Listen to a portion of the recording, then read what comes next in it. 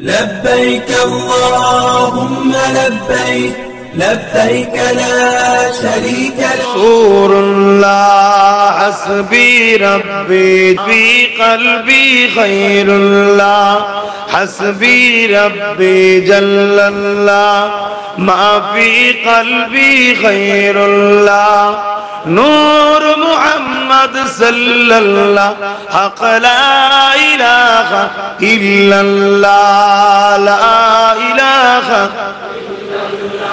لا إله إلا الله لا إله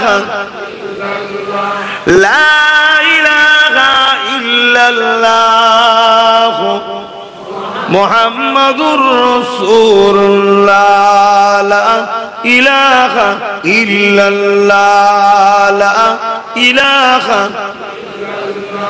لا إله إلا الله محمد رسول الله اللهم صل على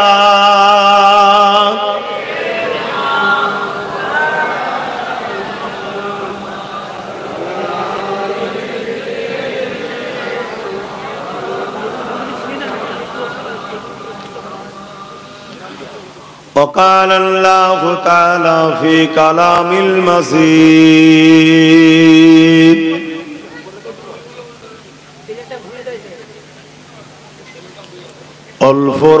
الفرقان الحميد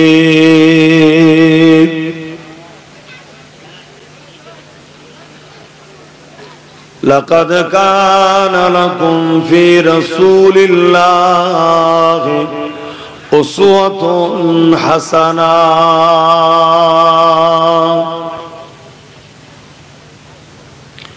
উপস্থিত আমার আব্বা জানেরা,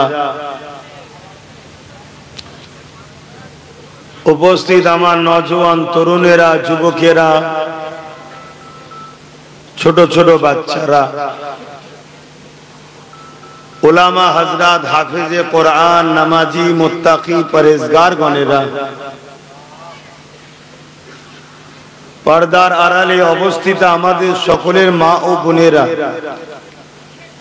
আল্লাহ পাকের দরবারে শুকরিয়া যে আল্লাহ আমাদেরকে এই মুহূর্তে এমন একটা জায়গায় বসিয়েছেন যে জায়গায় বসার জন্য আল্লাহ আমাদের ছোট ছোট গুনাহগুলো মাফ করে থাকেন। জোরে বলুন সুবহানাল্লাহ।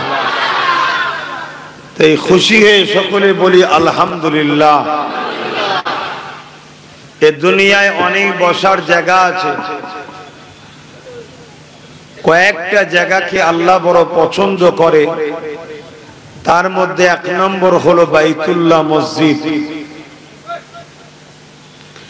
যে মসজিদ থেকে আমাদের যুব সমাজ দূরে সরে যাওয়ার জন্যই আজ পুরো বিশ্ব জুড়ে মসজিদকে ধ্বংস করার ষড়যন্ত্র করছে, তা থেকে আমার ভারতবর্ষ জালিম সরকার বাদ দিচ্ছে না। জালিমরা জুলুম করবে এটা স্বাভাবিক, সন্ত্রাসী করবে এটা স্বাভাবিক, চোর চুরি করবে এটা খুবই নরমাল বিষয়, স্বাভাবিক, এটা কোনো আশ্চর্যের বিষয় নয়। আশ্চর্যের বিষয় হলো আমাদের যুব সমাজ জালিমদেরকে জুলুম করার সুযোগ দিচ্ছে, এটা হলো আশ্চর্যের বিষয়।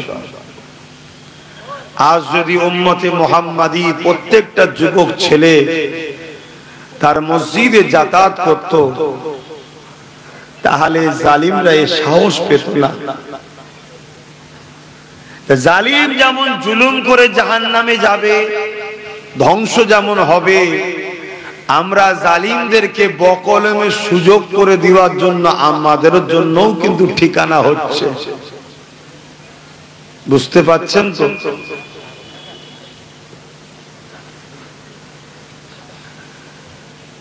দ্বিতীয় নম্বর জায়গা হলো মা বাপের মুখের দিকে তাকিয়ে বসা। আল্লাহ নবী বলছে, কোন সন্তান যখন তার মা বাপের মুখের দিকে তাকিয়ে বসে, মায়া ভরা নজরে মাকে দেখে, বাপকে দেখে, আহা, এ মা আমার কত কষ্ট করে আমাকে দুনিয়ায় লালন পালন করেছে, পেটে ধরেছে। আল্লাহ নবী বলেন ওই সন্তানের উপরে আল্লাহ রাজি খুশি হয়ে যায়। জোরে বলুন সুবহানাল্লাহ। আজ আমরা তো মা বাপকে ভালোবাসার সময় না, এজন্য আল্লাহ আমাদেরকেও সাহায্য করছেন। কোন ছেলে মেয়ে যদি বাপ মার মুখের দিকে তাকিয়ে বসে, যেটা আমার আব্বা মাতার ঘামকে পায়ে ফেলে আমাদেরকে খাইয়ে পড়িয়ে লালন পালন করে বড় করেছে, ওই মানুষটার উপরে, ওই ব্যক্তিটার উপরে, ওই বান্দার উপরে আল্লাহ বড় রাজি ও খুশি হয়ে যায়। জোরে বলুন সুবহানাল্লাহ। 3 নম্বর জায়গা হলো ক্বালা হালাকা যিকির, যেখানে আল্লাহর কথা হয়। ওই জায়গায় গিয়ে যখন বান্দা বসে, আল্লাহ তার উপরে রাজি ও খুশি হয়ে যায়। জোরে বলুন সুবহানাল্লাহ। বর্তমান আমরা গুনাহ ভরা জিন্দেগি আমাদের সবারই, আপনাদের সবার থেকে বেশি পাপী তো আমি। কিন্তু এমন একটা জায়গায় আল্লাহ নিয়ে এসেছেন, এই মুহূর্তে আমরা বিশ্বাসী ও আশা রাখি আল্লাহ আমাদের সবার উপরে রাজি আছেন। জোরে বলুন সুবহানাল্লাহ। তাই আল্লাহর কাছে প্রথমেই বলি, আল্লাহ আপনি এই মাহফিল সহ আমাদেরকে কবুল করে নেন, জীবনের গুনাহ মাফ করে দেন। বলুন আল্লাহুম্মা আমিন। তা প্রতি বছরে মাহফিল হয়ে আসছে, বাৎসরিক বিশ্ব নবী দিবস লেখা আছে। দেখুন, আমরা সচরাচর বিশ্ব নবী বলি, কিন্তু এই বিশ্ব নবী কথাটা ভুল। আমার নবী বিশ্ব নবী নয়। বিশ্ব বলতে আমরা এই দেশটাকে বুঝি, এই পৃথিবীটাকে বুঝি। এই পৃথিবীর মতো কয়েক lakh crore million billion Galaxy তৈরি আল্লাহ করে রেখেছে, সেই জায়গারও নবী হলো মুহাম্মদ রাসূল। জোরে বলুন সুবহানাল্লাহ। আমার নবী তো মুসা নবীর নবী, ঈসা নবীর নবী, দাউদ নবীর নবী, সুলাইমান নবীর নবী, হাত্তাকে মা হাওয়া আব্বা আদমেরও নবী মুহাম্মদ রাসূল। জোরে বলুন সুবহানাল্লাহ। জিবরাইলেরও নবী, মিকাইলেরও নবী, ইসরাফিলেরও নবী, আজরাইলেরও নবী, সমস্ত ফেরেশতাদের নবী। শুধু মানুষ জিন ফেরেশতা নয়, কুল কায়নাতের নবী।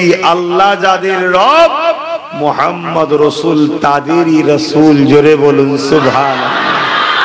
কেউ আছে বলতে পারবে যে আমার সৃষ্টিকর্তা আল্লাহ নয়?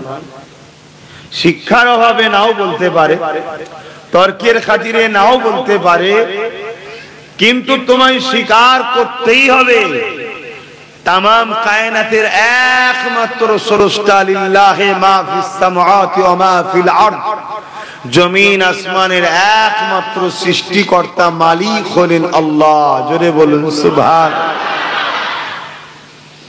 তিনি কুল কায়নাতকে তৈরি করেছেন, তিনি জান্নাত তৈরি করেছেন পুরস্কার হিসাবে, জাহান্নাম তৈরি করেছেন শাস্তি দিবার জন্য। যারা পরীক্ষায় ফেল করবে যেমন চাকরি পাবে না, পাশ করলেই চাকরি হয়। তবে আমার দেশে বর্তমান ঘুষ দিলেও চাকরি হয়। কি হয় না? হয় না? যারা উপযুক্ত তারা পিছিয়ে যায়। যারা বাপের টাকায় আরাম আয়েশ করে বেরিয়েছে, চাকরির সময় মোটা অঙ্কের একটা টাকা মেরে দিয়ে চাকরি পেয়ে গেল। আর সব জায়গায় দুর্নীতি হচ্ছে বলেই তো ডাক্তারদের মধ্যেও একদল ডাক্তার আছে খুনি, চরিত্রহীন। তাই তো তিলোত্তমা বোন নিরাপদ ছিল না। যদি উপযুক্ত এডুকেটেড পারসনকে চাকরি দেয়া হতো, তাহলে ডাক্তার কখনো রেপিস হতে পারে না, শিক্ষক কখনো বাচ্চাদের দিয়ে খারাপ নজরে দেখতে পারে না। এরা উপযুক্ত নয়, এরা অনুপযুক্ত, এরা অর্থ দিয়ে ঢুকিয়েছে। তাই ছোট শিশু মেয়ের মতো বাচ্চাকেও ছাড়ছে না। সমাজে ঘটছে না? ঘটেনি? কিন্তু মনে রাখবেন, কাফনের তো পকেট নেই যে টাকা নিয়ে যে ফেরেশতাকে ঘুষ দেবেন। পকেট থাকে নাকি কাফনে? না দেবে আপনার বেটারা? যা যন্ত্র সব ছেলে বুলেরা হচ্ছে মরতে বাকি, ও লাশ পাহারা দিবার আগে শুধু চিন্তা করে বাপের কোন তোরঙ্গে কত দেখা আছে, কোন ঘরটা আমি নেবো। হয়তো জান তখনও বেরোয়নি, তার আগে মারপিট লেগে গেছে, ঘর ভাগ ভাই দাঁড়া রে বেঁচে আছে এখন, বলছে মুখে বালিশ দিয়ে মেরে দে তাড়াতাড়ি। সমাজে ঘটছে না ঘটে? আমি কি ভুল বুঝাচ্ছি? কিন্তু এখন তো হক কথার সময় নেই বাপ, হক কথা বললেই গাল খেতে হবে। দুটো হলো লোক তো শোনার আছে না নাই, এই দুটো লোকের জন্যই ওয়াজ করি।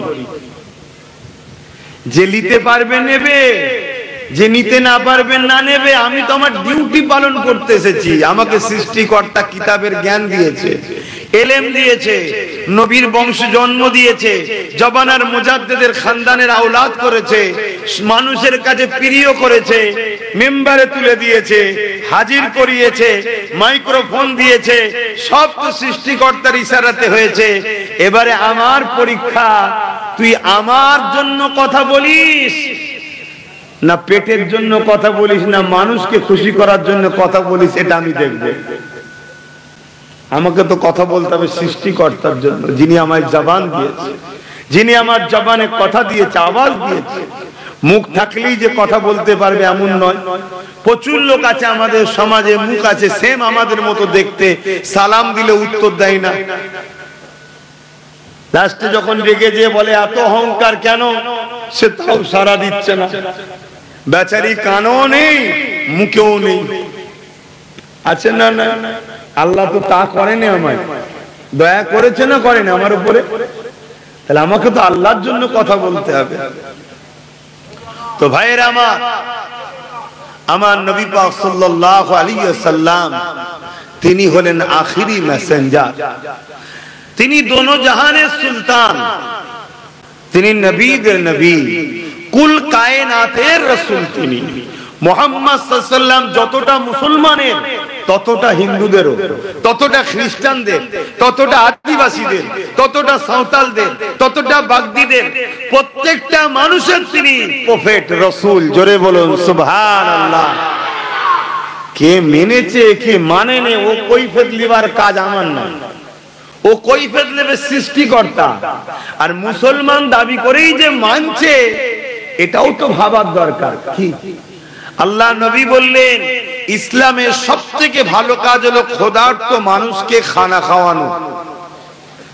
লক্ষ লক্ষ মুসলমান দেখিয়ে দেবো যারা ক্ষুধার্ত মানুষকে খানা খাওয়ানো তো দূরের কথা, মানুষের ঝেড়ে খায়, গরিবের ঝেড়ে খায়, এতিমের ঝেড়ে খায়, বিধবার ঝেড়ে খায়। আছে না? না। তারা বলে আমরা নবীর উম্মত, অথচ শিখ পাঞ্জাবিদের ঘরে দেখো, তারা ডেলি 1 লক্ষ রুটি করে পুরো পাঞ্জাবের অসহায় গরিব যে যেখানে আসছে দিচ্ছে। আর বিভিন্ন জায়গায় যেখানে আছে তারা যখন ক্ষুধার্ত দেখলেই খানা দিচ্ছে। নবীর এই কথাটা ওরা নিয়েছে, আমরা নিতে পারিনি। তাহলে আমি দাবি করেও সাকসেসফুল নয়। ও হুজুরের উম্মত দাবি না করার পরেও কিন্তু হুজুরের কাজটা করছে। আল্লাহ দেখুন একটাও পাঞ্জাবিকে গরিব রাখেন। কেন? ও খানা খাওয়ায়, আর আল্লাহ ওকে তার বরকত দিচ্ছে। মালিক তো সবার, সৃষ্টিকর্তা তো সবার। আমি গলা লম্বা করে বলি আল্লাহ তোমায় মানি, কিন্তু আমি ক্ষুধার্তকে খানা দিই না। হয়তো গলা লম্বা করে বলে না, কিন্তু মালিকের যে কথাটা ও পালন করছে। কথা কিছু মাথায় ঢুকছে তো নাকি? এজন্য দেখুন ওদের মধ্যে কেউ গরিব নেই। ঠিক তেমনই ভাব হুজুর পাক সাল্লাল্লাহু আলাইহি সাল্লাম এসেছেন মানুষ জাতিকে বাঁচাবার জন্য। আজ থেকে ১৫০০ কিছু কম বেশি বছর আগে। এখানে আরেকটা কথা বলে দিই, আমাদের অনেকের ধারণা ইসলাম হলো ১৫০০ বছরের, ওই আমার নবী থেকে নাকি ইসলাম শুরু। এটা সারাসার একটা অসত্য কথা, একটা বিভ্রান্তমূলক কথা, শিক্ষা কমজোরির কথা, অশিক্ষিতমূলক কথা। কেননা ইসলামের প্রথম বাণী হলো লা ইলাহা ইল্লাল্লাহ, সৃষ্টিকর্তা একজন আল্লাহ, তিনি ছাড়া কোনো ইলাহা নাই, আল্লাহ ছাড়া কোনো রব নাই, আল্লাহ ছাড়া কোনো প্রভু নাই, আল্লাহ ছাড়া কারো উপাসনা হবে না। এটা হলো ইসলামের প্রথম কথা। এবারে আসুন, এই পৃথিবীতে সর্বপ্রথম দুজন মানুষ এসেছিল। একজনের নাম বাপ আদম, আর একজনের নাম মা হাওয়া। কেন বাপ বললাম? তিনি আমার আব্বাজান হন। কেন মা বললাম? তিনি আমার প্রথম মা হন। এই দুজন বাপ আর মায়ের মিলনে পৃথিবীতে জোড়া জোড়া সন্তান হতে, একটা নারী একটা পুরুষ, একটা নারী একটা পুরুষ, জোড়া জোড়া 40 জোড়া সন্তান হয়েছে। জোড়া জোড়া কেন? তখন আদার্স কেউ নেই। প্রথম নারীর সাথে দ্বিতীয় পুরুষ, দ্বিতীয় নারীর সাথে প্রথম পুরুষের নেকা হতো, বিবাহ হতো, আবার তাদের সন্তান হলো। এই 40 জোড়া পর আস্তে আস্তে বিস্তার শুরু হলো মানুষ্য জাতি।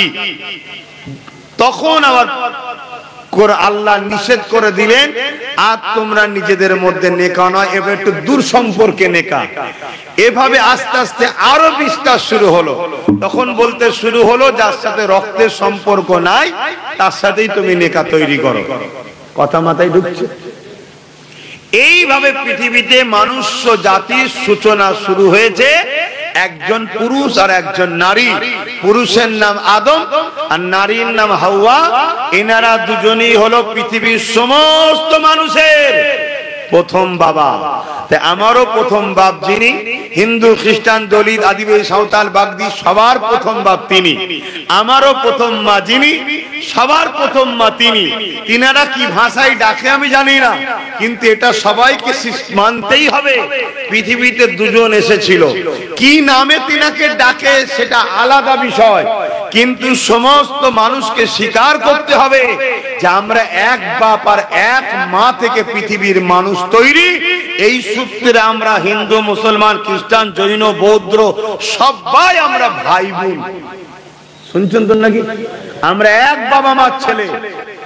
অতএব দাঙ্গা হোক আর জমি জায়গালে মারপিট হোক, মূলত বাপ আদম মা হাওয়া ছেলেরা ভাই ভাই মারপিট করছে। কথা মাথায় ঢুকছে? বড় হওয়ার পর এক একজনের রুচিতে এক এক রকম লেগেছে। কে এই বিশ্বাসে গেছে, কে ওই বিশ্বাসে গেছে, কে আরো বিশ্বাসে গেছে। যার যেটা রুচিতে লেগেছে তার বিশ্বাস তার কাছে ভাই। ওলি আমি কোনো কথা বলতে চাইছি না, এবং আমার ইসলাম নিষেধ করেছে, আমি পছন্দও করি না। কিন্তু এটা সবাইকে মানতে হবে। হিন্দুরা হলো আমাদের ভাই বোন, আদিবাসীরা হলো আমাদের ভাই বোন, খ্রিস্টানরা হলো আমাদের ভাই বোন, দলিতরা হলো আমাদের ভাই বোন, সব আমাদের ভাই বোনেরা, নিজের বাবা মারই সন্তানেরা, বাপ আদম মা হাওয়ার ছেলেরা। এই জায়গাটা ক্লিয়ার তো নাকি? এবারে আমি যেটা ক্লিয়ার করতে চাইছিলাম, ইসলামের বয়স কবে, কবে থেকে শুরু? ধর্ম মানুষের জন্য হয়, জীবজন্তুর জন্য নয়। তো বাপ আদম ও মা হাওয়া তিনাদের ধর্ম ছিল কি? তিনারাও বলেছেন লা ইলাহা ইল্লাল্লাহ। জোরে বলুন না সুবহানাল্লাহ। अल्लाह के सिवा दूसरा कोई माबूद ही नहीं। তাহলে বাপ আদম মা হাওয়া তিনারা এক রবের উপাসনা করত। আলহামদুলিল্লাহ, আমরা বাপের সেই দেখানো রাস্তাতে এখনো আছি। বলুন সুবহানাল্লাহ। তাহলে ইসলাম 1500 বছরের নয়, এটা পৃথিবীতে দুজন মানুষ তাদের থেকে শুরু। কথা শুনছেন? এবারে বাকি কে কত বছরের কি বিশ্বাস না বিশ্বাস আমি তর্কে যাচ্ছি না। কেন? যার যার পছন্দ, যার যার রুচি, যার যার ভালোবাসা তার তার কাছে। এলি আমার কোনো মাথা ব্যথা নাই। তাহলে হযরত মুহাম্মদ সাল্লাল্লাহু আলাইহি সাল্লাম থেকে কি হয়েছে? হযরত মুহাম্মদ সাল্লাল্লাহু আলাইহি সাল্লাম তিনি আখেরি মেসেঞ্জার ছিলেন, আখেরি প্রফেট ছিলেন, আখেরি রাসূল ছিলেন, আখেরি আওতার ছিলেন, আখেরি আসমানের কিতাব নিয়ে এসেছেন। তিনার পরে আর কোন নবী রাসূল পয়গম্বর আসেনি। জোরে বলুন সুবহানাল্লাহ। এবং তিনি আখেরি আসতে পারে, কিন্তু ভিআইপি সবার উপরে, এমনকি তিনারই আব্বা মুহাম্মদ সাল্লাল্লাহু আলাইহি ওয়াসাল্লামের আব্বা কিন্তু আদম, জানেন তো নাকি, মা হাওয়াও। কিন্তু তারপরেও মুহাম্মদ সাল্লাল্লাহু আলাইহি ওয়াসাল্লাম হলেন বাপ আদমেরও নবী। জোরে বলুন সুবহানাল্লাহ। কেন এটা অনেক ডিপ ব্যাপার। মুহাম্মদ সাল্লাল্লাহু আলাইহি ওয়াসাল্লামকে সৃষ্টিকর্তা সবার উপরে শান ও মর্যাদা আজমত দিয়েছে। জোরে বলুন সুবহানাল্লাহ। তিনি সবার শেষে এসেছেন। আর নবী রাসূলুল্লাহ আছেন কি করতে? দুটো কাজ করতে। বলুন কি করতে? বলুন বলুন। দুটো কাজ করতে। নাম্বার 1, অন্যায়ের হাত থেকে আল্লাহর সৃষ্টিকে বাঁচিয়ে জমিনকে অন্যায় মুক্ত করে ন্যায় প্রতিষ্ঠিত করতে নবীরা আসে। জোরে বলুন সুবহানাল্লাহ। যত নবী এসেছে 1 লক্ষ মতান্তর 2,24,000 নবী রাসূল এই দুটো কাজ করেছে। অন্যায়ের বিরোধী, ন্যায় প্রতিষ্ঠিত। অন্যায় মিটিয়েছে, ন্যায় প্রতিষ্ঠিত করেছে। আর অন্যায়ের বিরোধী যখনই করেছে নবীদের দুশমন 2 শ্রেণীর লোক সব থেকে বেশি হয়েছে। নাম্বার 1 জালিম শাসক। নাম্বার 2 ধর্মের নামে অধর্ম বা ভণ্ডমি যারা করে, ধর্মের নামে কুসংস্কার যারা করে, ধর্মের নামে মানুষকে যারা নিজেদের দাস দাসী বানায়, ধর্মের নামে যারা মানুষের প্রভু সাজার স্বপ্ন দেখে। আমি ধর্মগুরু ঘরের ছেলে হতে পারি কিন্তু আমি কারো প্রভু নয়। মসজিদে গিয়ে দেখি কৃষকের বেটা, চাষির বেটা, ভ্যানওয়ালার বেটা বা কোন দিনমজুরির ছেলে যদি হাফেজে কোরআন ইমাম হয়, ওর পিছনে ইক্তেদা আমাকে করে নামাজ পড়তে হবে। এর নাম ইসলাম। জোরে বলুন সুবহানাল্লাহ। হতে পারি আমি ধর্মগুরু ঘরের ছেলে, বা আমাকে অনেকে ধর্মগুরু বলেও মানে, নিজ নিজ রুচির ব্যাপার, কথা বুঝে আসছে। কিন্তু ইসলামে তুমি প্রভু হয়ে যাওনি। সমস্ত মানুষ ইসলামের সমান, সবাই আল্লাহর দাস ও দাসী। কিন্তু এই সমাজে 2 শ্রেণীর মানুষ ইসলামের চরম দুশমনি করেছে। নাম্বার 1 বলুন, বলবেন তাই বলেছি, মুখ খুলে বলুন। নাম্বার 1 কারা? কথা বলছো না? আমি আরেকবার বলছি। নাম্বার 1 অত্যাচারী জালিম শাসক। এরা ইসলামের যুগে যুগে দুশমনি করে। মুসা নবী হোক, ইব্রাহিম নবী হোক, নূহ নবী হোক, জাকারিয়া নবী হোক, সুলাইমান নবী হোক, পৃথিবীতে যত নবী এসেছে সমস্ত নবীরা দুটো কাজ করেছে। এটা মাথায় থাকবে তো? দুটো কাজ, ন্যায় প্রতিষ্ঠিত, অন্যায় মিটানো। অন্যায়কে মিটিয়ে আল্লাহর জমিনের উপরে ন্যায়, ইনসাফ, ইনসানিয়াত, মানবতা, গরিবের অধিকার, এতিমের অধিকার, বিধবার অধিকার, নারীর অধিকার, সভ্যতা, মানববন্ধন, সম্প্রীতি, প্রেম, ভালোবাসা এইগুলো প্রতিষ্ঠিত করেছে। জোরে বলুন সুবহানাল্লাহ। দ্বিতীয় নম্বর, অন্যায়কে মিটিয়েছে, চুরি মিটিয়েছে, জুলুম মিটিয়েছে, খুন মিটিয়েছে, দাঙ্গা মিটিয়েছে, ফাসাদ মিটিয়েছে, সন্ত্রাসবাদকে মিটিয়েছে, জঙ্গিবাদকে মিটিয়েছে, নেশা জাতীয় দ্রব্যকে মিটিয়েছে, জুলুম মিটিয়েছে। এক কথায় পৃথিবীতে সাম্য প্রতিষ্ঠিত করতে এসেছে। জোরে বলুন সুবহানাল্লাহ। এটা মনে থাকবে তো নাকি? আর এই কাজ করতে গিয়ে নবীদের বিরোধী হয়েছে সব থেকে চরম ভাবে 2 শ্রেণীর লোক। নাম্বার 1 জালিম, সবাই বলুন নাম্বার 1। নাম্বার 2 ধর্মের নামে যারা ভণ্ডমির দোকান খোলে, ধর্মের নামে যারা কুসংস্কার দেয়, ধর্মের নামে শিশু শিশু বাচ্চাদের ঘরে বলি পর্যন্ত করে। কথা মাথায় ঢুকছে না? ঢোকে না? এই যে ভণ্ডমি, এই যে হিংসা বা ধর্মের নামে মানুষের প্রভু সাজার স্বপ্ন দেখে, আমি তোদের খোদা, আমি যা বলবো তাই না, তুমি কে বলবা? বলবেন তিনি, যিনি আমার স্রষ্টা। জোরে বলুন সুবহানাল্লাহ। তুমি জাননেওয়ালা হলে আমার কাছে জানিয়ে দাও, আমার কাছে পৌঁছে দাও। কার কথা? প্রভুর কথা, সৃষ্টিকর্তার কথা পৌঁছে দাও। তোমার কথা ইসলামের নবীদের ও ইসলামের বিরোধী করেছে। এই সিলসিলা নবীদের পরও ধারাবাহিক ভাবে চলে আসছে না আসে না? বলুন বলুন বলুন। হযরতে ইমামে হোসাইন পাক আলাইহিস সালামের সাথে দেখুন, ইমাম হোসাইন হুজুরের সাথেও দেখুন বিরোধী চরম ভাবে করলো কে?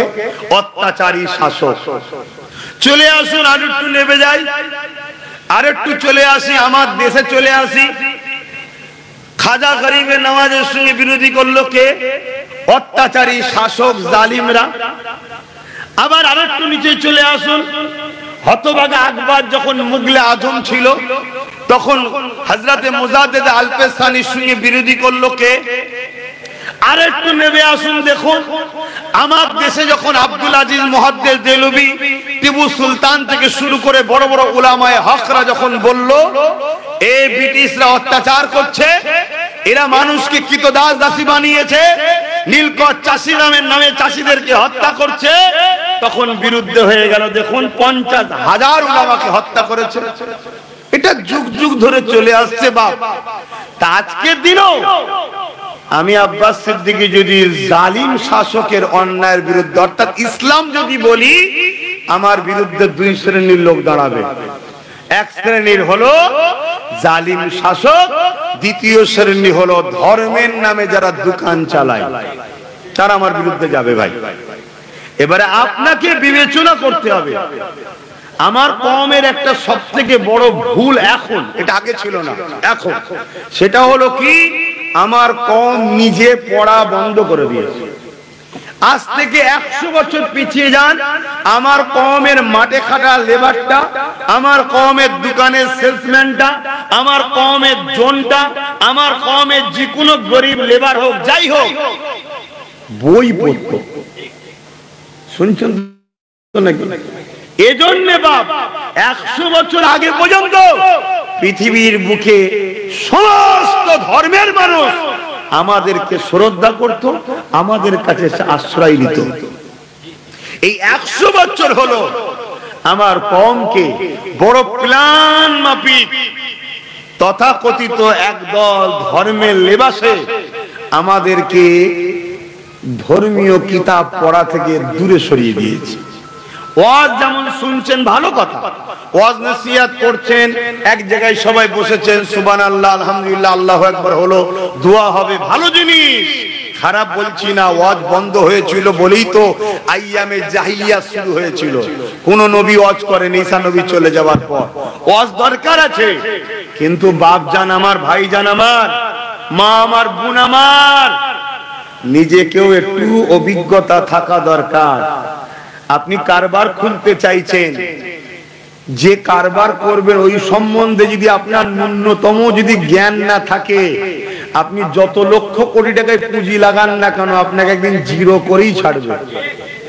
আর একটু যদি জ্ঞান থাকে, তাহলে আপনি একজনকে হায়ার করে নিয়ে তাকে কন্ট্রোল করে ঠিক আরো কোটি টাকার মালিক হয়ে যাবেন। কিন্তু একটু তো বিজনেস সম্বন্ধে জ্ঞান থাকা দরকার। তাহলে আপনাকে একটু হলেও নিজেকে ধর্মীয় কিতাব পড়ে ধর্ম সম্বন্ধে একটু সজাগ হওয়া দরকার। আখিরি জমানা, আল্লাহ নবী বললেন হাতের তালুতে আগুন রাখার থেকেও ঈমান রাখা কষ্ট বেশি হবে।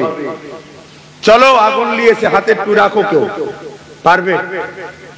এই বলো পারবে? বলছো না। তাহলে এর থেকেও কঠিন হলো ঈমান বাঁচানো। তাহলে ঈমান রাখবো কি করে বলে? এজন্যই তো নবী বললেন আখিরি জামানায় মসজিদ ভর্তি লোক থাকবে, একটাকেও ঈমানদার থাকবে না। কেন বলছে হুজুরের কথাগুলো? আল্লাহ নবী কেন বললেন আখিরি জামানায় দুই ধরনের উলামা হয়ে যাবে, একটা খায়রুল উলামা আর একটা শাররুল উলামা, একটা ভালো উলামা, একটা মন্দ উলামা। উলামা আবার মন্দ হয় কি করে হুজুর? উলামা আবার খারাপ হয় কি করে হুজুর? আল্লাহ নবী বলছেন তারা আল্লাহকে ভয় করবে না, তাগুতি শক্তিকে ভয় করবে। উলামাদের মুখের কথা, উলামাদের মুখ দিয়ে পাওয়া যাচ্ছে এ কওমকে আল্লাহর ভয় দেখায় না, এ কওমকে তাগুতি জালিম আজকের ফেরাউন, আজকের নমরুদদের ভয় দেখায় এ কওমকে। আর जो একটা প্রবাদ বাক্য আছে, जो डर गए वो मर गए। এ কওম তো ভয় খেয়ে গেছে, এজন্য যে খুশি মেরে নিচ্ছে।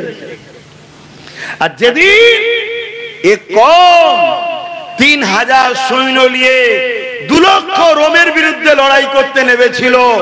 ওই দিনে কওমে সেফাসালার সালাউদ্দিন আইবি বক্তব্য দিতে উঠেছিল যে এতটা দূরে আমরা এসেছি কেন? শাহাদত হব বলে। কত সংখ্যা দেখছো কেন? আমরা তো নিয়তি করেছি, এত দূর এসেছি, উদ্দেশ্যটা কি? আল্লাহর প্রেমে জানকে কুরবান করব। জোরে বলুন সুবহানাল্লাহ। তাকবীর দিয়ে উঠলো সমস্ত সাহাবারা 3000-এর কাছে। আজকের যুব সমাজ হয়তো মানতে নাও পারে, কেন এরা পাবজি গেমটা ভালো বোঝে, তো এদের মাথায় খুবরিতে আল্লাহর পাওয়ার ঢুকবে না। 3000 ইমানদারের কাছে 2 লক্ষ রোমের সেনারা পিছু হাঁটতে বাধ্য হয়েছিল। জোরে বলুন সুবহানাল্লাহ। কেন? তারা ভয় পায়নি, তারা ভয় একজনকে খেয়েছিল, আল্লাহ। আর আল্লাহকে ভয় খেলে ফায়দা কি? সূরা রহমানের মধ্যে আল্লাহ বলছেন ওয়ালিমান খাফা মাকাম রাব্বিহি জান্নাতান, যারা আমাকে ভয় করবে আমি আল্লাহ তাদেরকে দুটো জান্নাত দেব। জোরে বলুন সুবহানাল্লাহ। তাহলে আমাদের অন্তর থেকে প্ল্যান মাফিক ভয় বার করা হচ্ছে না? হয়নি? আল্লাহর ভয় বার করে দেওয়া হচ্ছে না? হ্যাঁ, ভয় বার করা হচ্ছে। হায় হায়, আমরা মানুষকে ভয় করি। আবার জানতাম আল্লাহ ওয়ালা মানুষ হয় আলাদা কথা, কেন আল্লাহ ওয়ালাদের সামনে আদবের সঙ্গে বসতে বলা হয়েছে, চুপ থাকতে বলা হয়েছে। আমরা ভয় করছি কাকে? জালিমকে। অথচ ইসলামে সবথেকে বড় জিহাদ হলো জালিম বাদশার সামনে হক কথা বলা। জোরে বলুন সুবহানাল্লাহ। হ্যাঁ, আরেকটা হাদিসে আছে নিজেকে সমস্ত বড়াই থেকে বাঁচিয়ে রাখা, এটা জিহাদে আকবার। আমি জানি এবার এই জিহাদ নিয়ে সমাজে একটা ভুল মেসেজ চলছে। হয়তো আমার এই কথা শুনে আমার অমুসলিম ভাইরা মিসইউজ হতে পারে, তাই আমি একটু বলে দিই জিহাদ শব্দের বাংলা মানে কি। জিহাদ ওয়ার্ডটার বাংলা মানে হলো চেষ্টা করা। কি চেষ্টা? সমস্ত বুরাই থেকে নিজেকে সমাজকে বাঁচাবার চেষ্টা করা। জোরে বলুন সুবহানাল্লাহ। জিহাদের মানে কোন জায়গায় বোম মেরে দেওয়া নয়। জিহাদের মানে নারে তাকবীর আল্লাহু আকবার বলে বাচ্চা ছেলেদের ঘরে বোম মেরে উড়িয়ে দেওয়া নয়। জিহাদের নামে পার্কে, জঙ্গলে, ট্রেনে, বাসে বোম মেরে দেওয়া নয়। এটা তো ইসলামের দুশমনেরা, পশ্চিমা মিডিয়ারা ইসলামকে বদনাম করার জন্য এই ওয়ার্ডটা জুড়ে দিয়েছে। জিহাদ তো একটা ভালো শব্দ। যেমন আজকে আমার দেশের সর্বধর্মের মানুষেরা তারা সংগ্রাম করছে কি করে এই ফ্যাসিস্ট সরকারের হাত থেকে দেশকে বাঁচাবো, এই সংগ্রামটাকেও বলা হয় জিহাদ। হয়তো আমার দেশের একটা ছেলে আইপিএস অফিসার হতে চায়, দিন রাত পড়ছে, আরবি থেকে বলা হয় জিহাদ। হয়তো আমার রাজ্যের একটা পুলিশ কোন হাজার রকম কৌশল অবলম্বনের চেষ্টা করছে, এটাকে আরবিতে বলা হয় জিহাদ, বাংলায় বলা হয় সে চেষ্টা করছে, অপ্রান্ত কি বলে সে চেষ্টা করছে, নানান পরিকল্পনা তৈরি করছে, কিন্তু এটাকে ভুল রাস্তায় ব্যবহার করছে। আর এই ব্যবহারে শুরু করেছে ব্রিটিশরা। কেন? ব্রিটিশরা যদি হিন্দু মুসলমান না করতে পারত তাহলে 200 বছর থাকতে পারত না। তারা অল্প দিনেই দেশ ছেড়ে পালাতে বাধ্য হতো। তাই হিন্দু মুসলমান করার জন্য এইসব পরিকল্পনাগুলো করেছিল। যেমন কাজী শব্দটা ইসলামের কত ভালো, কিন্তু ব্রিটিশরা ওই কাজী শব্দটা ব্যবহার করেছে কাদের কাছে? যারা দর্জি, জামা কাটিং করে। এভাবে ইসলামের অনেক শব্দকে নোংরা ভাবে ব্রিটিশরা মিসইউজ করে খারাপ জায়গায় ব্যবহার করে গেছে। সেই ধারাবাহিক এখনো হাওয়া আমার ভারতে চলে। এটা আমাদের জন্য বড় দুর্ভাগ্য যে আমরা ব্রিটিশদের অনুসরণ করে এখনো অনেক ভারতীয়রা আছি। এটা আমাদের জন্য খুবই দুঃখ ও ব্যথা। তো যাক, আমি ফিরে আসছি। তাহলে আমার নবী পাক সাল্লাল্লাহু আলাইহি ওয়াসাল্লাম তিনিও এসেছিলেন দুটো কাজ করতে। কি কাজ? এই পৃথিবীর মানুষগুলো নিজের বাপকে হত্যা করত, বাপ নিজের বেটিকে জ্যান্ত পুঁতে দিত, ছেলে মায়ের সঙ্গে নোংরা কাজ করত, রাজা হুকুমতরা গরিবদের ঘরে কোমরে গলাতে বেল পরিয়ে বাজারে বিক্রি করত, নিলাম করত। আজ থেকে ১৫০০ বছরে পৃথিবীতে দুটো শক্তি ছিল, একটা হলো রোম আর একটা হলো পারস্য আম্পিয়ার। এই দুটো শক্তি ছিল পৃথিবীর বুকে। এই দুজনের দেশে তো কি হতো, বড় বড় স্টেডিয়াম গ্যালারি তৈরি করে গরিবের ঘরে ছেলেদের ঘরে বাঘের সঙ্গে কুস্তি লড়াইয়ের খেলা করত। আর গরিবের ছেলে পারতো না, বাঘ থেকে ছিঁড়ে ফিরে খেত, আর এরা স্টেডিয়ামে বসে বসে আনন্দ করে হাততালি দিত। এইরকম ছিল পৃথিবীর চরিত্র।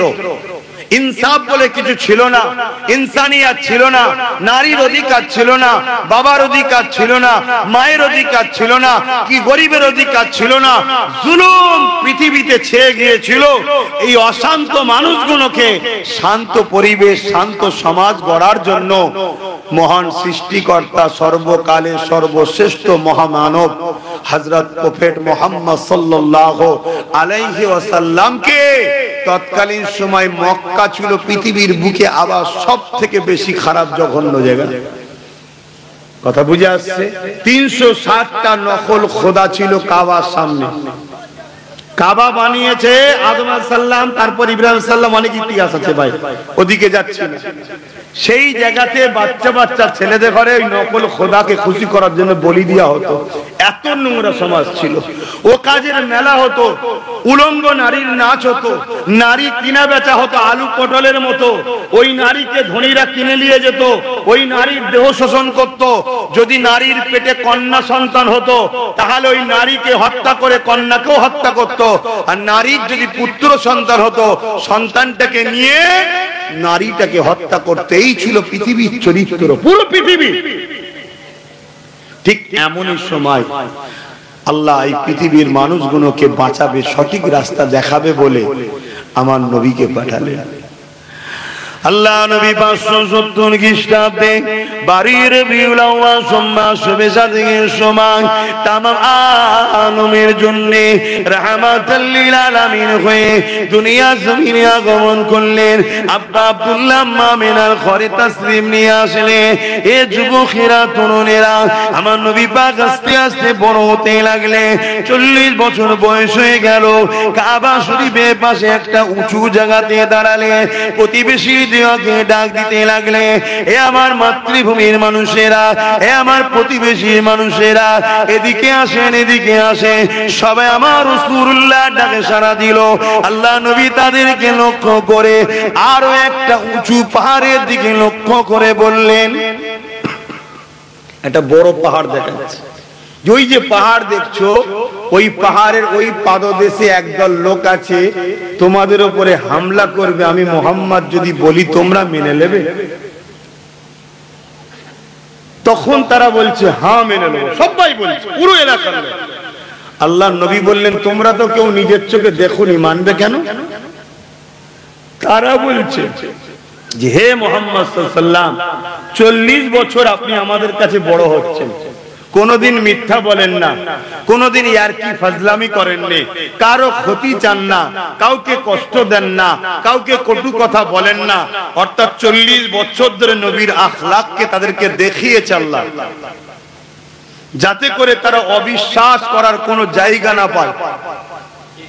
এরপরও যদি অবিশ্বাসী হয় তবেই তো তাকে পাকড়াও করা হবে। অতএব মুহাম্মদ সাল্লাল্লাহু আলাইহি ওয়াসাল্লাম, তুমি হলে আল আমিন, চির সত্যবাদী। জোরে বলুন সুবহানাল্লাহ। কারা বলছে? তৎকালীন সময় মক্কায় যারা আল্লাহকে মানত না, 360টা নকল খোদা মানত, নিজের বাপ, নিজের মা, নিজের পরিবারের উপরে একে অপরে কাটাকাটি খুনোখুনি করত, তারা বলছে যে আপনি চির সত্যবাদী। আল্লাহ নবী বললেন, যেমন পাহাড়ের ওই দিকে একদল মানুষ আছে, না বলছি আমি, না দেখে বিশ্বাস করছো, তাহলে এটাও বিশ্বাস করে নাও, তোমাদের রব, তোমাদের মালিক, তোমাদের খালেক একজন, তিনি হলেন আল্লাহ। জোরে বলুন সুবহানাল্লাহ। এই যে হাতে তৈরি করেছো, এগুলো তোমাদের প্রভু নয়, রব নয়। আর তিনি তো এক, তোমরা একাধিক করেছো কেন? এবং তিনাকে তো কেউ দেখেনি, তাহলে তিনার প্রতিচ্ছবি কাল্পনিক বিকৃত করলে কি করে? আল্লাহ নবী যেই এই কথা বলল, যারাই বলল তুমি আল আমিন, তারা কি বলছে জানেন? হে মুহাম্মদ, তুমি আমার বাপ দাদা যা করেছে আমরা তাই করি, তুমি আমার বাপ দাদার বিরুদ্ধে কথা বললে। আল্লাহ নবী বললেন, শোনো, ঈসা নবী চলে যাবার পর 500 বছর হয়ে গেছে, তারও বেশি। এর মধ্যে কোন নবী রাসূল আসেনি, তাই 100-200 বছর যাবার পর আস্তে আস্তে ইবলিস শয়তান মানুষকে ধোঁকা দিয়ে কুসংস্কারের দিকে নিয়ে গেছে। মন গড়া প্রভু তৈরি করেছে, এক একটা গোত্রের এক একটা খোদা, এক একটা পরিবারের এক একটা খোদা, কোনটা সফরের খোদা, কোনটা লড়াইয়ের খোদা, কোনটা রুজির খোদা, কোনটা পানির খোদা, কোনটা সূর্যের খোদা, নানা রকম কাল্পনিক তোমরা তৈরি করেছো। কিন্তু মনে রেখে দিও, তোমাদের পূর্বপুরুষ ঈসা নবী থেকে শুরু করে যুগে যুগে যতজন এসেছে সবাই কিন্তু এক খোদারই উপাসনা করেছে। জোরে বলুন সুবহানাল্লাহ। তারা কিছুতেই মানল না, আমার নবীর সঙ্গে বিয়াদবি করলো। এত সহজে ইসলাম পেয়েছেন নাকি আপনারা? আপনারা গর্বিত নয় যে আপনার প্রভুকে চিনতে পেরেছেন? এর ঋণটা শোধ করতে পারবেন যে আমরা আমাদের সৃষ্টিকর্তাকে চিনি? এই ঋণটা শোধ করতে পারবেন কখন আমার নবীর? এটা আমার নবীর অবদান। আল্লাহ নবী নবী দয়া নবী ভাবে দাওয়াত দিতে লাগলো, মানুষগুলো শুনলো না। আমার নবী পাককে পীর দেখিয়ে সকলে চলে গেল। পরে দিনে আল্লাহ নবী আবার কাবা শরীফের সামনে দাঁড়ালেন, প্রতিবেশী এলাকাকে দময়কে ডাকতে লাগলেন। কিন্তু এর মধ্যে খবরটা আবু জেহেলের কাছে চলে গেল। আবু জেহেল দেখতে লাগলো, মুহাম্মদ রাসূলকে যদি রুকা না যায় আমার ধর্মের দোকানগুলো বন্ধ হয়ে যাবে। আমি মানুষের যে প্রভু সেজে বসে আছি, মানুষের যে খোদা সেজে বসে আছে, মানুষকে যে কৃতদাস দাসী বানিয়েছে, মানুষকে যে আমার গোলাম বানিয়ে রেখেছে, এখনো বন্ধ হয়ে যাবে। এই মুহাম্মাদের এই দাওয়াতটা বন্ধ করতে হবে। এ যুবকেরা, তরুণেরা, বাপেরা, যুগে যুগে যুগে ইসলামের বিরোধী কারা করেছে মন দিয়ে একটু শোনেন, আজও কারা করছে একটু মন দিয়ে শোনে, সব উত্তর পেয়ে যাবে।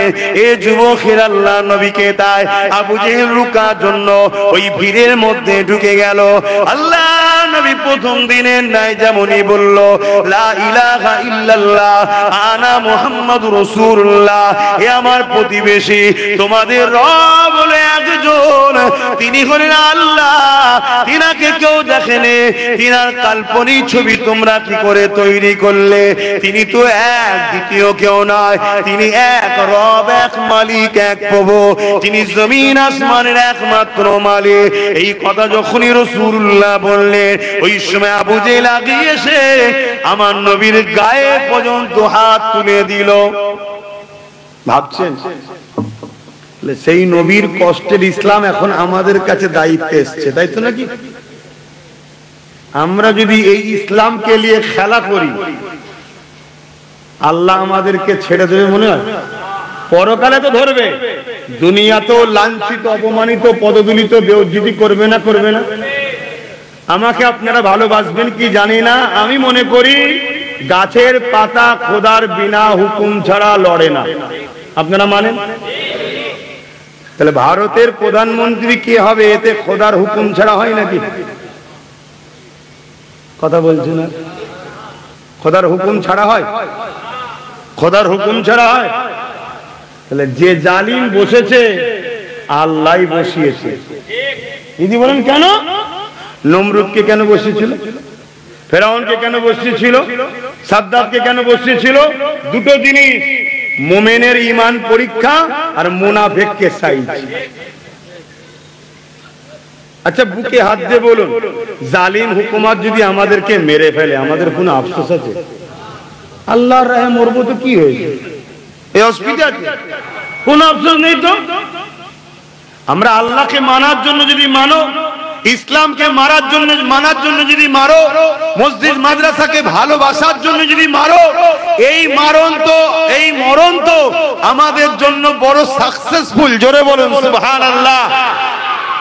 কিন্তু আমাদের সমাজে বহুত এমন চিটিংবাজ মুনাফিক আছে না না, যারা ডাইরেক্ট না হলে ইনডাইরেক্ট এদের দালালি করে।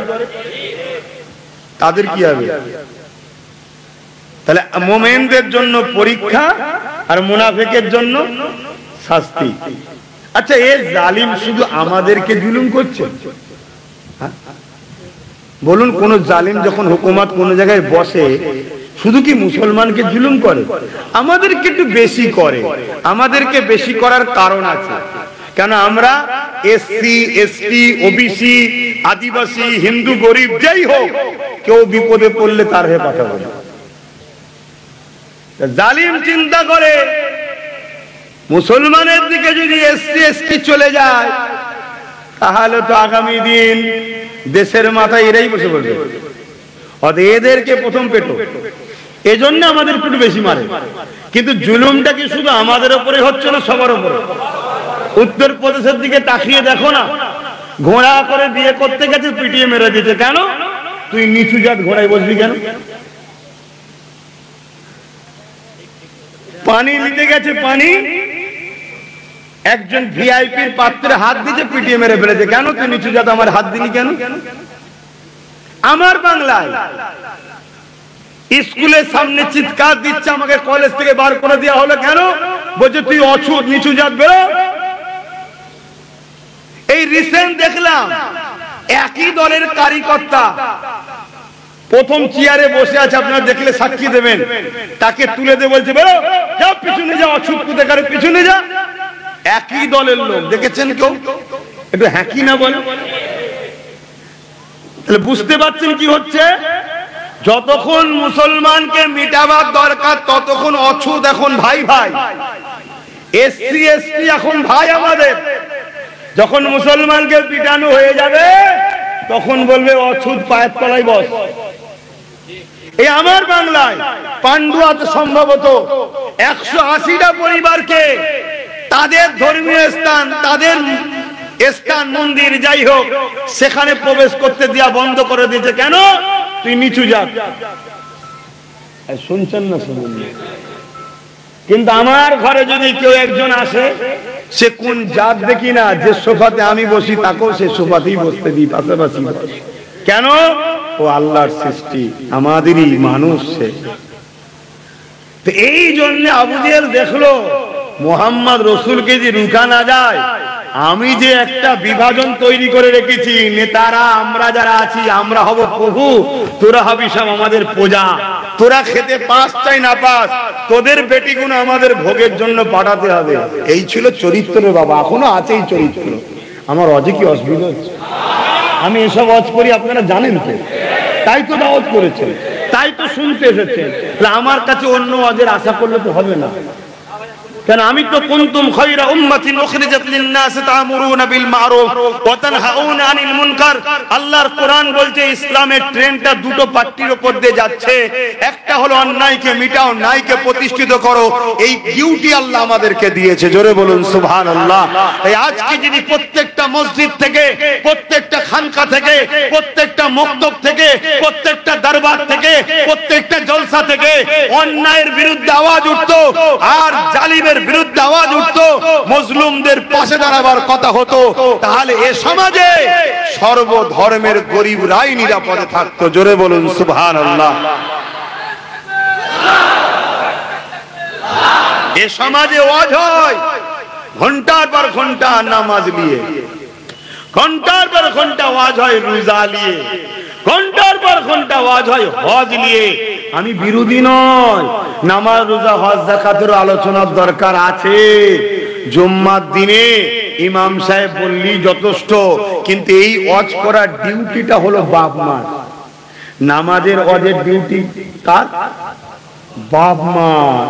ছোটবেলা থেকে ছেলেকে ট্রেনিং দাও। শুনছেন তো নাকি? তারপরে উলামারা কি বলবে না? হ্যাঁ বলবে। কেন বলবে না? 100টা ওয়াজ করলে 10টা নামাজ রোজা হজ যাকাতের বিষয় বলুন না, কে মানা করেছে? কিন্তু এ সমাজকে নিয়ে আলোচনা করতে হবে না? আজকে খুব আমাকে কি ভুল বুঝছেন কি জানি না, আমাকে কি নামাজের বিরুদ্ধে মনে হচ্ছে? আরে কেউ যদি ইচ্ছা করে নামাজ অস্বীকার করে বা ছেড়ে দেয়, সে ইসলাম থেকে বেরিয়ে যায়। নামাজ এত বড় গুরুত্বপূর্ণ জিনিস, সেই নামাজের বিরোধী আমি মনে হচ্ছে? লা হাওলা ওয়ালা কুওয়াতা ইল্লা বিল্লাহ। নামাজ এত বড় নিয়ামত, সেজদা দিলে আল্লাহর কুদরতি কদমে মাথা পড়ে। জোরে বলুন সুবহানাল্লাহ। আমি বোঝাতে চাইছি অন্য জিনিসটা। নামাজ পড়লে সওয়াব, না পড়লে গুনাহ, প্রত্যেকটা বাচ্চা বাচ্চা সবাই জানে, ঠিক তো? কিন্তু অন্যায় দেখলে প্রতিবাদ না করলে ঈমান চলে যায়, এটা কজন জানে? বলুন। অন্যায় দেখে কেউ যদি প্রতিবাদ না করে, নবী বলছে তার মধ্যে ঈমান নাই। আমার আব্বাজানের কথা বলছি না, আমার নবীর কথা বলছি। এইটা কজন জানে? বুঝতে পারছেন তো আমার কথা? আজকে বলুন, আমি নামাজ পড়েছি 7:40-এ, দরবারে বেরিয়ে দেখলাম নামাজের টাইম যখন হয়ে গেছে, যাই নামাজটা পড়েই বেরোই। দরবারে নামাজ পড়ে গাড়িতে উঠলাম, ঈশান নামাজও, যে নামাজটা পড়ে লি, কেন রাত হলে গা ভারী হবে। জলসার ব্যাপার, কখন কি হবে না হবে, কতক্ষণ আল্লাহ বলাবে আমি জানি এখন। কিন্তু আমি জানতে চাইছি, আমি যে নামাজ পড়লাম এতে সমাজের কি লাভ হলো? এটা আমার লাভ হয়েছে, 100% আমার লাভ। আমার রবকে আমি খুশি করেছি, আমার স্রষ্টাকে আমি খুশি করেছি, যিনি আমাকে কুকুর বানাইনি, গরু ছাগল না বানিয়ে আশরাফুল মখলুকাত মানুষ বানিয়েছে, ইজ্জত দিয়েছে, দুটো চোখ দিয়েছে, দুটো কান দিয়েছে, দুটো কিডনি দিয়েছে, জবানে কথা দিয়েছে, কত সুন্দর খাদ্য দিয়েছে, নিঃশ্বাস এখনো টানাচ্ছে, বার করছে, সেই রবকে সেজদা দিয়েছি। অবশ্যই তিনি আমার উপরে খুশি। আমি নিজেকে গর্বিত, আমার সৃষ্টিকর্তা আমাকে সেজদা দেওয়ার সুযোগ দিয়েছে। বলুন আলহামদুলিল্লাহ। এটা আমার ব্যক্তিগত ইবাদত হলো, আমার উপকার হলো। সমাজের কি উপকার হলো? আমার মুখে দাঁড়িয়ে আছে, সমাজের কি লাভ? আমার লাভ আছে, আমার নবীর সুন্নাত। আমার মাথায় টুপি আছে, সমাজের কি লাভ? বলুন, খুব ভালো করে বুঝবেন। আমি রোজা রাখি, সমাজের কি লাভ? কিন্তু আমার লাভ, আমার শরীর সুস্থ থাকবে, শরীর আপডেট হচ্ছে। যেমন মোবাইলে আপডেট হলে মোবাইল পুরো ফ্রি হয়ে যায়। 11 মাস শরীরে যা ভাইরাস থাকে, রোজার ওসিলায় সব ভাইরাস মিটে গিয়ে শরীর আবার কংক্রিট ফিট আল্লাহ দেয়। জোরে বলুন সুবহানাল্লাহ। এবং জান্নাতি খানা খাওয়াবে। জান্নাতে একটা বাবুসম দরজা আছে, ওই দরজাতে ইনশাআল্লাহ আব্বাস সিদ্দিকীকে আল্লাহ জান্নাত যেতে দেবে ইনশাআল্লাহ। এ সব আমার লাভ আছে, অস্বীকার করছি না। সমাজের কি লাভ হয়েছে বলুন? কিন্তু আমি যদি এই সমাজকে মদ মুক্ত করতাম, এ সমাজে মদ চলবে না। তাহলে শুধু মুসলিম লাভ, অমুসলিমদের লাভ নয় কেন? এই মদের কারণে বাচ্চা কোনো সব অ্যাক্সিডেন্ট করছে, এই মদের কারণে যে খাইনে তার উপরও গাড়ি তুলে দিচ্ছে, এই মদের কারণে খুন হচ্ছে, এই মদের কারণে ডিভোর্স হচ্ছে, এই মদের কারণে মারপিট হচ্ছে, এই মদের কারণেই তিলোত্তমা বোনকে রেপ করা সম্ভব হয়েছে। তাহলে এই মদ যদি ব্যান করা যেত, তাহলে পুরো জাতি, মানুষ জাতির তুমি উপকার করলে। ইসলাম তাই মদ মুক্ত সমাজের নাম। জোরে বলুন সুবহানাল্লাহ। আর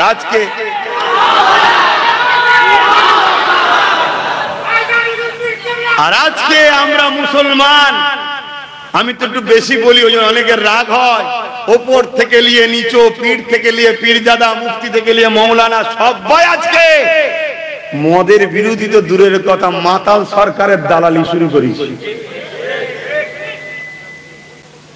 কথা বুঝছেন না, বোঝেন না?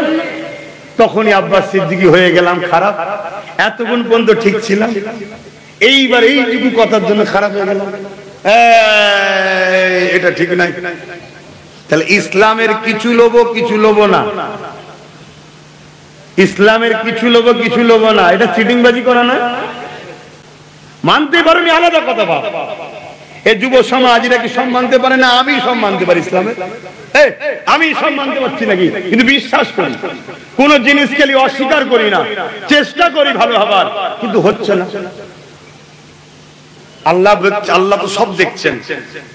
চেষ্টাকারীকে আল্লাহ এত পছন্দ করেন, তাকে ওলি বানিয়েই তুলবে। জোরে বলুন সুবহানাল্লাহ। সমাজের উপকার কোনটা সেটা ভাবতে হবে। আমার নবী পাক সাল্লাল্লাহু আলাইহি ওয়াসাল্লাম এই জন্য তিনি সংগঠন তৈরি করে এই যুবকেরা তরুণেরা বাইতুল মাল ফান্ড তৈরি করলে, ওখানে মালকে সংগঠিত করলে, যাকাত গুলোকে সংগঠিত করলে, ধনী সাহাবাদের মাল নিয়ে সংগঠিত করলে, গরিব মানুষদেরকে খাওয়াতে লাগলে। এই যুবকেরা তরুণেরা বাপেরা আল্লাহ নবী তা দুনিয়ার মানুষকে বলে দিলে, তোমরা অন্যায় বিরোধী করো, ন্যায়ের পক্ষে থাকো, তোমরা গরিবের সাথ দাও, মুসলিমের বিরোধী করো, তোমরা মিথ্যার বিরোধী করো, সত্যের সাথ দাও। যদি জালিম মুসলমান হয় ওই মুসলমানের সাথ দিলে হবে না, মুসলিম যদি অমুসলিম হয় তারও পাশে তোমরা দাঁড়াও। কেন জালিমের সঙ্গে ইসলামের কোনো সম্পর্ক থাকতে পারে না।